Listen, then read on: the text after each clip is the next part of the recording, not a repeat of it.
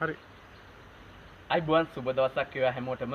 ඉතින් මේ අවස්ථාවේදී මම ඔබ හමුවට ආවේ සියලුම කලාකරුවන්ට, ඒ කියන්නේ සියලු සිනමා වේදීන්ට මේ අවස්ථාවේ හරි සෝචනීය ඉරණමකට අත්විඳින්න සිද්ධ වෙලා තියෙනවා. ඉතින් ඒක මට දැනුනේ කොහොමද, මම මෙතන සම්බන්ධ වෙන්නේ කොහොමද කියලා මම ඉස්සරහ දැනුවත් කිරීමක් කරන්නම්. අවුරුදු 17ක් තිස්සේ සිනමාවට තියෙන ආදරය නිසා, ආසාව නිසා ඇම්බිලිපිටිය වගේ දුෂ්කර ගමකින් ඉඳන් කොළඹට ඇවිල්ලා ඉතින් පොඩි නිර්මාණ වල සම්බන්ධ වෙලා අවසාන සිනමාව ජය ගන්න තියෙන ආසාව නිසාම සිනමාවට පැමිණලා මුල්ම සිනමා නිර්මාණ අධ්‍යක්ෂණය කරනවා. ඒකේ මේන් රෝල් එක රඟපාන ගම.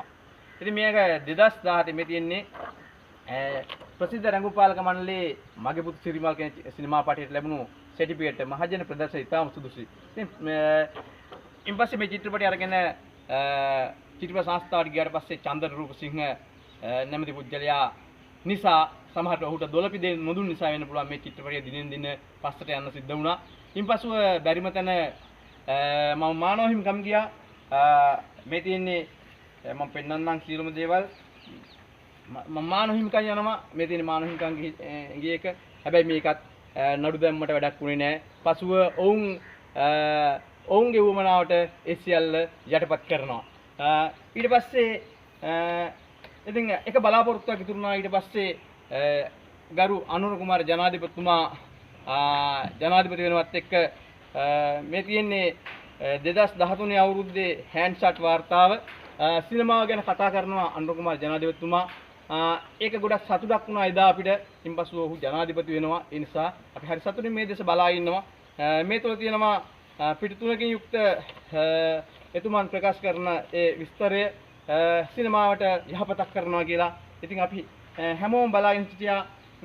එතුමා ඉතින් සිනමා කරුවෙක් සභාපති බවට පත් කරනවා සාදී අපි කවුරුත් හරි ආසයෙන් බලන් හිටියේ මේ සියල්ල සිද්ධ වෙයි කියලා. ජනාධිපතිතුමා මේ සිනමා කරුවට සුදත් මහදේවුලට මේ චිත්‍රපට සංස්ථාව බාර දෙනවා. නමුත් ඒකෙන් උනේ කබලෙන් ලිපට වැටෙනවා වගේ චිත්‍රපටි 148ක් තියෙන පොලිම තවත් වැඩි වෙන එක. මොකද ඔහු සමග සිනමා කරුවන්ගෙන් කතා කරනකොට ඔහු කියනවා මට පරණ දේවල් අදාළ නැහැ, මං අලුත් දේවල් කරන්න කියලා. ඒ නිසා ඔහු කාල සීමාව තුළ කරන දේවල් පමණයි ඔහු කතා කරන්නේ, සොයන්න බලන්නේ. මේකෙන් දිනෙන් දින සිනමාවට එන අය ඈත් වෙන්න ගත්ත නිෂ්පාදකවරු, අධ්‍යක්ෂකවරු, ඒ වගේම සියලුම දේවල් මේකට විනාශ වෙලා තියෙනවා. ඒ වගේම ඔය චන්දන රූපසිංහ කියන පුද්ගලයා දොළපි දෙයින් දුන්නොත් ඒ දොළපි දෙයින් දෙන අයට ඔහු අවස්ථාව සලසා දෙනවා. ඒ වගේම රෙඩ් කියන චිත්‍රපටිය සුදත් මහදේවුලගේ දීපල් සභාපතිතුමායිදී හොරපාරම ගෙනලා චන්දන රූපසිංහ ප්‍රදර්ශනය කරනවා. ඒකට සලකන්න ඕන නිසා සුදත් මහදේවුල මොකද කරන්නේ?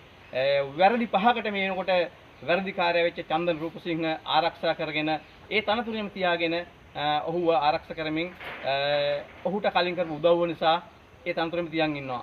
ඒ වගේම විශාල මුදල් වංචා, චිත්‍රපටි ගෙන්වීමේදී ඇති මුදල් වංචා, චිත්‍රපට සංස්ථාවේ සහතික පාඨමාලාවේදී කරපු අසාධාරණ මේ වගේ දේවල් ගොඩක් දේවල්, ප්‍රංශ සවාරියේදී රජයේ මුදල් නාස්ති කිරීම, රජයේ මුදල් කාබාසිනිය කිරීම, මේ වගේ දේවල් සභාපතිතුමාගේ වැරදි. ඉතින් මේ දේවල් එක්ක මේ සභාපතිතුමා මෙතන ගැලපෙන්නේ පස්වතා සභාපතිතුමා හමුලා තියෙන අපේ විද්වත් කලාකරු පිරිස ගිහිල්ලා පස්වතාවක් අපේ විද්වත් කලාකරු පිරිස ගිහිල්ලා හමුලා තියෙනවා.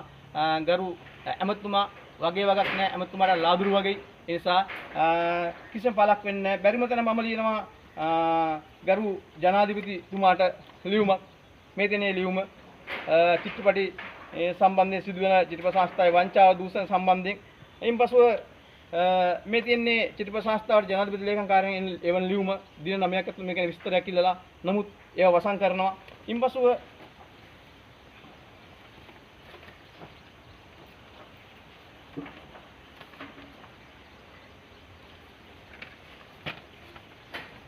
ඊට පස්සේ ජනමාධ්‍ය අමාත්‍යාංශයට මම ලියනවා ලියුමක් මේ සම්බන්ධයෙන්, මේ වෙච්ච අසාධාරණ සම්බන්ධයෙන්.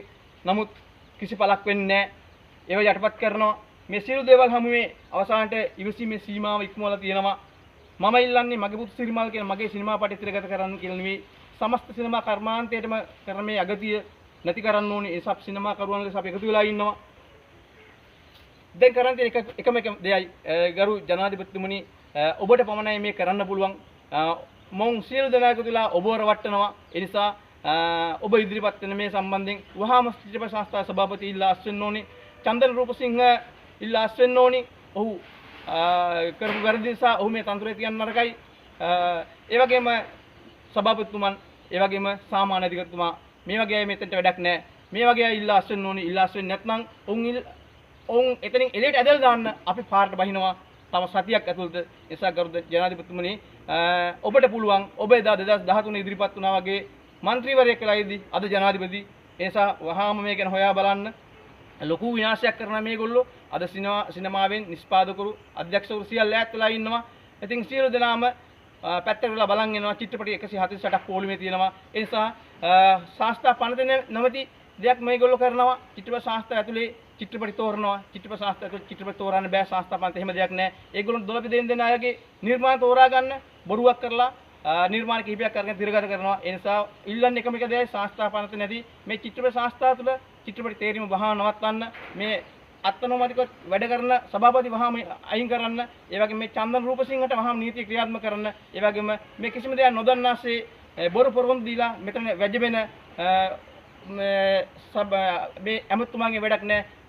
ඔබතුමාගේ භාෂාවෙන් කියනවා නම් කරු ජනාධිපතිතුමනි, බැරි නම් අයින් වෙන්න. ඒ නිසා මේ සියලු දෙනා අයින් කරන්න. යහපත් දෙයක් කරන්න නම්, රටේ යහපත් දෙයක් වෙන්න නම්, රටට මුදල් සොයා ගන්න ඕන නම් චිත්‍රපට සංස්ථාවේ දා ලාභ ලැබුවා වගේ ආයතනයක් බඩපත් කරන්න නම්, මේ නිර්මාණකරුවන් නැවත ලං කර ගන්න නම් ඔබ වහාම මේන් මැදිහත් වෙන්න. එහෙම නැත්නම් මේ ඉන්න සියලු දෙනාට මහා බණ්ඩංගාරයේ මුදල් ගෙනල්ලා දීලා මොවුන්ට පඩි ගෙවන්න වෙනවා. ඔවුන්ගේ අම්මගේ අප්පගේ දේපල වගේ මේව කාබාසිනිය කරනවා පඩි ලැබෙන නිසා. නමුත් සිනමාකරුවට අවශ්‍ය එක නෙවෙයි. ඔවුන්ට ඕන හොඳ නිර්මාණයක් කරන්න. ඒ වෙනුවෙන් රටට දෙයක් වැඩ කරන්න. කලාකරුවා කියන්නේ ජාතික වීරයෙක්. සාහිත්‍ය, ගීතය, සිනමාව මේ තුලින් යහපත් දේවල් කරනවා රටේ යහමකට යවන්න. ඒ කියන්නේ රටේ යහමකට යවන්න කෙනෙක් ඉදිරිපත් වෙනවා නම් ඔහු ජාතික වීරයෙක්. ඒ නිසා තව සතියක් ඇතුළත මේ වෙනුවෙන් අපි පාරට බහිනවා. මොවුන් අපි හොඳින් යන නරකින් හරි ඉවත් කරනවා. ඒ නිසා ගරු ජනාධිපතිතුමනි, ඔබට වැඳලා ඉල්ලනවා මේ වෙනුවෙන් ඉදිරිපත් වෙන්න. නැත්නම් ලොකු විනාශයක් අත ළඟ සිනමාවේ.